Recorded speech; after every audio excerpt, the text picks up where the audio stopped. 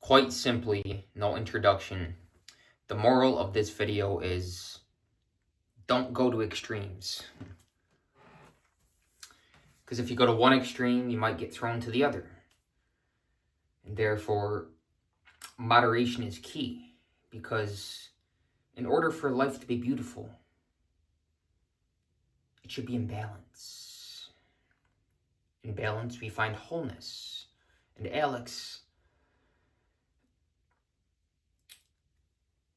went to the extreme of solitude, for instance, where in the middle of nowhere, he spent years with practically no human interaction, very little, with a few individuals, family members.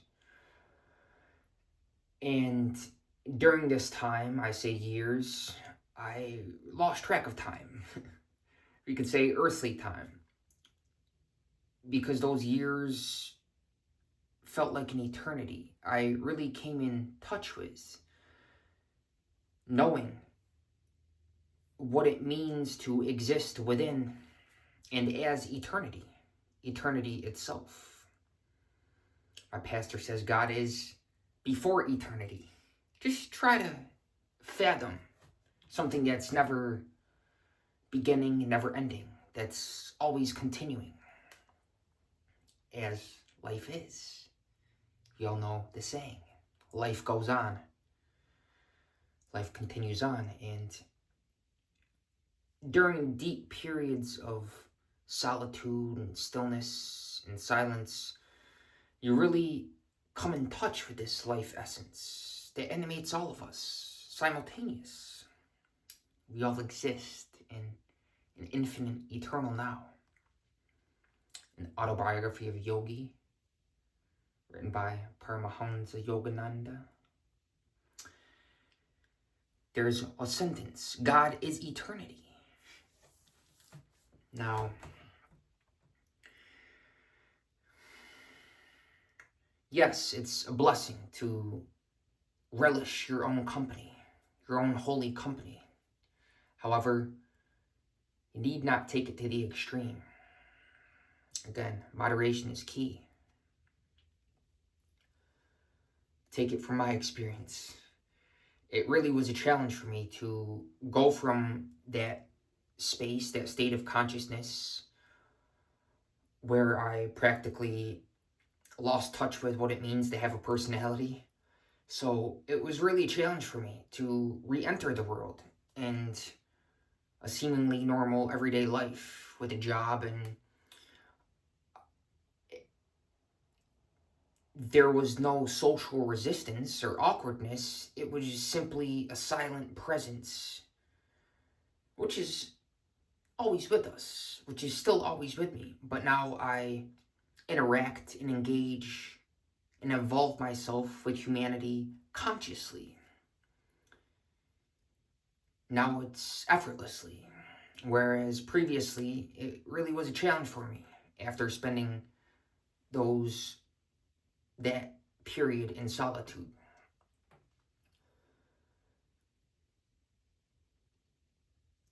You know, what I found is that there are plenty of people in this world that would love to interact with you, that have a lot of common ground with you. And a lot of people are secretly, silently, they won't admit it, but they want to be led. They want someone who is a living embodiment of certain principles, powerful principles and practices, that they actually walk what they talk. They walk the walk and practice what they preach. They're not about lip service, and they don't have loose lips. That's one of my biggest turnoffs, is someone who just talks to talk, who is spellbound by their own monologue, who doesn't think before they speak, who doesn't exercise and practice that scrutinizing awareness and discernment before their mouth opens. who doesn't think about the impact of the words that are spoken? That's a big pet peeve of mine, because I realize the power of the spoken word, because the energy in back of it, the power in back of the spoken word carries a certain essence and a vibration. And when you're at a high level of consciousness, the spoken word has a powerful impact on the receiver, the listener, and especially on yourself. It has the capacity to transform yourself. Think of the plant or the flower. I mentioned this in the last video description and also in the video itself, that anyone with a green thumb knows the power of attention, being attentive, and showing love unconditionally, wholeheartedly to a plant or a flower, or whatever they want to see grow and blossom to its fullest potential. A flower that's given affection and attention and love without condition is going to grow to completion. It's going to grow a lot better than one that is kind of half-heartedly cared for. So I make this video because it's something that I'm conscious of on a daily basis, and I want to share this awareness. It's akin to the analogy which I heard recently, which I thought was genius. Imagine having a razor blade, and there's honey on the edge of the razor blade dripping off. There's a little drop of honey, and licking the honey off ever so delicately so that you get the honey, the sweetness, without cutting your tongue on the razor's edge. So licking it ever so carefully and consciously, perhaps slowly, that you get the honey without cutting your tongue.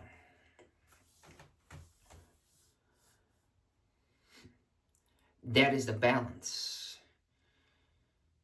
To not sway either which way, but to tread the middle way, the middle path.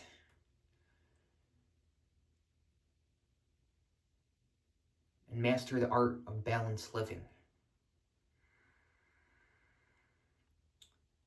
When you embody the master of life awareness, then everything is seen from higher context. In fact, you identify with context as opposed to content in form, in the world, the transitory world, which is ever-changing, in a flux. That state of awareness is constant, is not subject to change. And therefore, that's what we identify with. And when we do so,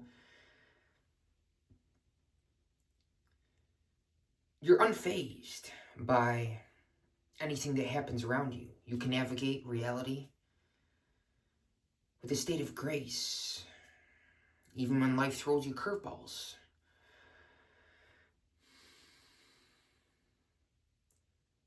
There's a certain sense of contentment in every circumstance because you identify with the context.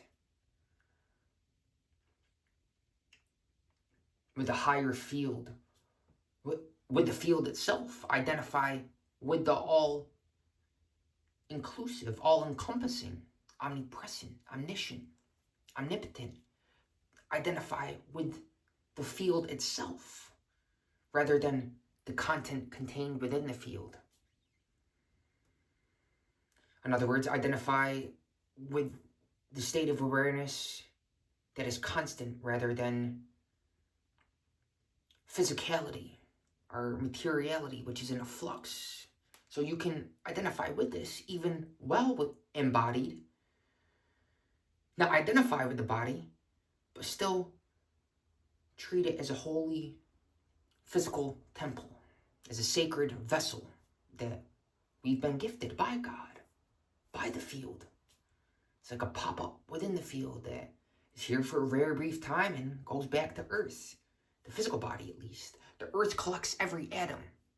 We can't take an atom that has been gathered or accumulated with us to the next world or to the afterlife.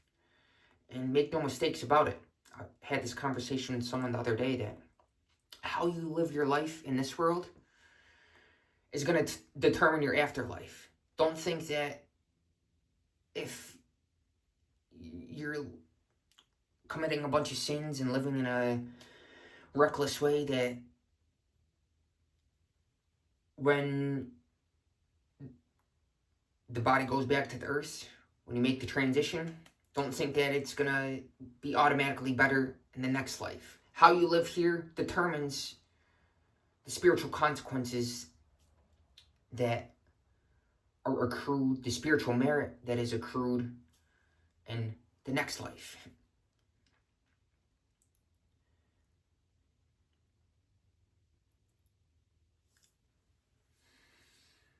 I'm simply, at this point, trying to share some concepts and some spiritual, I won't even say realizations, spiritual recognition that I've come to know, and that is a deep-seated awareness that wishes to express, to point you within, that your true teacher, your true guru is always within you. Anything, anyone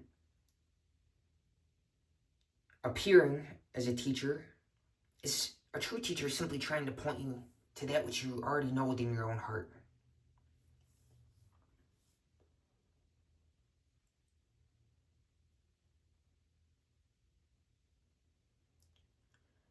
So I make this video.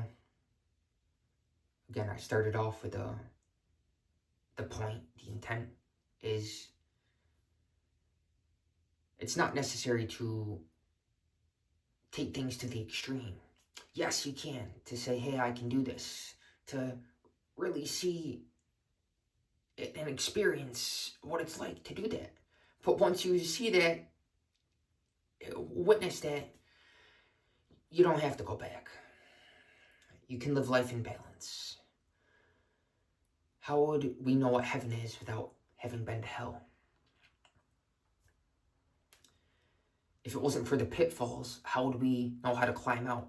And more importantly, teach others how to get out of that rut and be the example, the living example, the example of the living God to show people how to get out of that. We all have a past. There's no denying that. And we can laugh at it because we're not going back. That's the old man, as said biblically.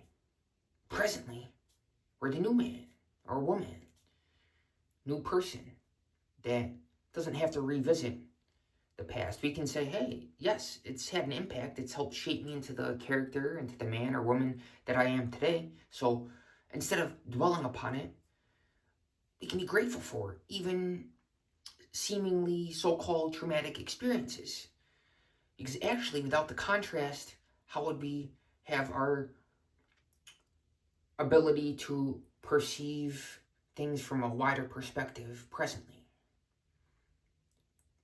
The only reason we have an expanded way of looking at the world is because we've been through the ups and downs. And we've experienced hell, and now that we're in heaven, we don't want to go back. In fact, we want to help people get out of that. Realizing that power, the power of God and heaven, is in the higher energy centers within the physical body, along the human spine, the altar of the divine, the tree of life, the higher energy centers, and in fact, even outside of the physical body, as the manna, the bread from heaven, is continuously pouring in, giving us life, spirit,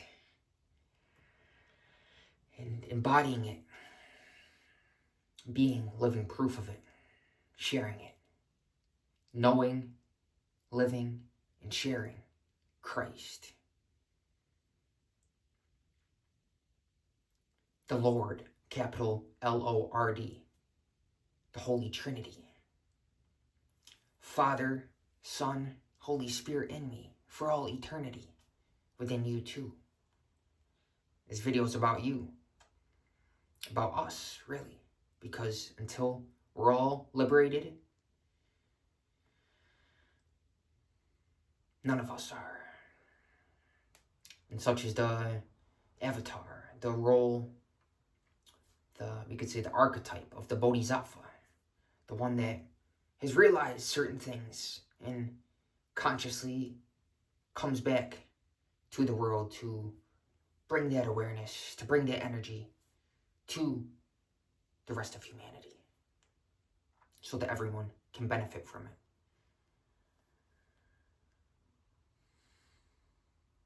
And that's the intent. And intention is very powerful. Anyone who has dabbled with, let's say, psychedelics, or certain plant medicines, or elixirs, spiritual medicines, gifts from Mother Earth, realizes the power of intention, setting the intention before you consume something that has the capacity to open you up to expanded and profound states of consciousness and awareness that are inexplicable, ineffable, that cannot be contained within concepts. And it's just powerful to even think about this, because once it's within your experience, you can revisit this, and you can melt back into it, into that. It's so powerful. And again, I just got chills as I'm reliving certain memories. And it's this revelation from God that we're truly thankful for receiving these insights and glimpses of higher states of consciousness, the inner realms, getting a glimpse of the afterlife, even in this life,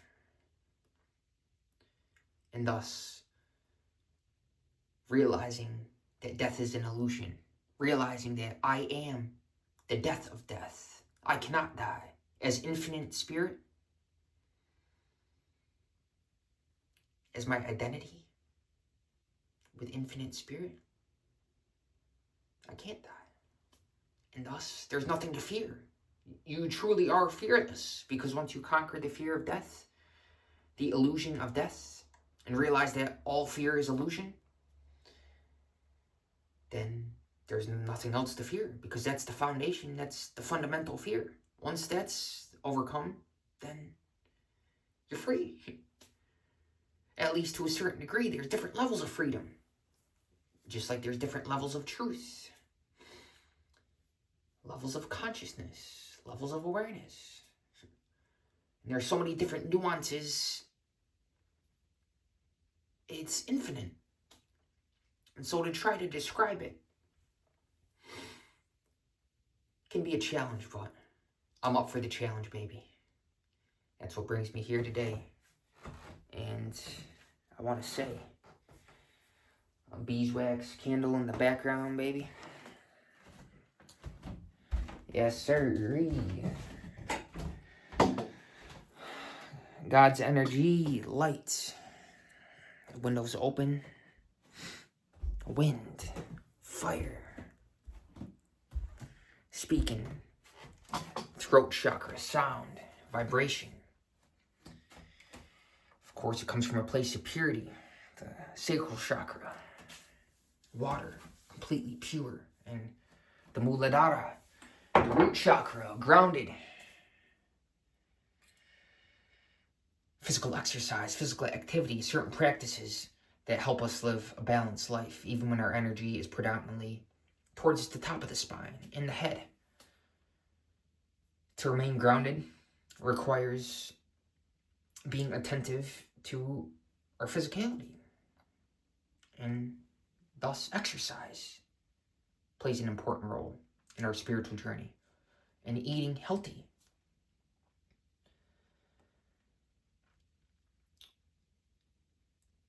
Anyways, I know that what has wanted to come out has been said. I'm grateful. Thank you for watching to the end of the video. I get to write the description to this now. And that's something that really brings me joy, is unconditional devotional service. Being of service to whoever watches this, listens to this, and reads this, the description. One person makes an impact, then I'm living my purpose. But actually, I feel that